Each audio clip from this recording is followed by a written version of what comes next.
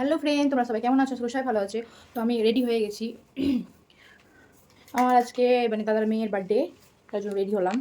তোমাদের দেখাচ্ছি, সব তোমরা দেখতে থাকো। মোটামুটিভাবে রেডি হয়ে গেলাম। কেমন লাগছে বলো ফ্রেন্ড? এই ড্রেসটা তো পরেছিলাম সেদিনও, কিন্তু আবার ভাবছি যে আবার ড্রেস বারে বারে চেঞ্জ করবো।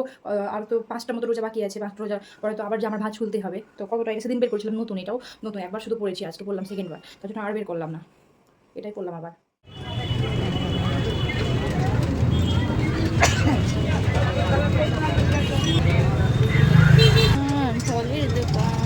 এইখানে আমি মেশোতে একটা পার্সেল অর্ডার করেছিলাম, মানে সে পরোটা করতে গিয়ে যে ব্রাশগুলো ইউজ করে না, তেল দেওয়া ব্রাশগুলো, তো ওগুলো খুব আমার অনেক দিন থেকে দেখে খুব ভালো লাগে, কারণ ওগুলোতে তেলও একটু কম লাগে। বেশি তো তেল খাওয়া নিতে উচিত না, তার জন্য আমি এটা অর্ডার করেছিলাম। খুব ভালো, এমনিতে খারাপ আসেনি। 100 টাকায় আর কি পাওয়া যাবে, ছোটো প্লাস্টিকের, কিন্তু খারাপ আসেনি, মোটামুটি ঠিকই এসেছিলো, ভালো লাগছিলো দেখতে।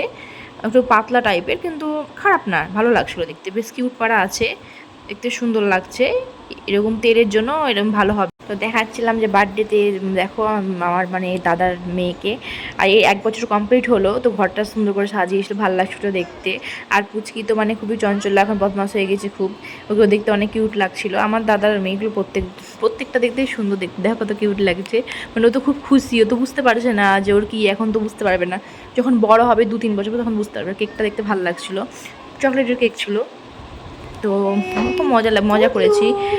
আর কি, রোজা মাসে তো এতটা কিছু করা হয়নি, আর কেউ সবাই আসেও নি এতটা, মানে রোজার দিন তো, তার জন্য এতটা ভালো লাগে না। ইফতার করে দিন দিতে শরীর খারাপ করে। বেলুন ছিঁড়বেই তো 100 বার। না, তুমি দাও, তুমি দাও। বিরিয়ানি দেখো, আশা করছি সবাই বিরিয়ানি খেতে ভালোবাসে, বেশিরভাগই মানুষই। আমার তো খুবই ফেভারিট। তোমরা খাবে তো চলে আসো। আমি বিরিয়ানিটা খেয়ে নিই আর তোমরা দেখতে থাকো, কারণ ওদের তো কিছু করার নেই। মেয়েটা খুব টেস্ট ছিল। আমি ব্লগটা এখানে শেষ করলাম। টাটা, সবাই ভালো থেকো।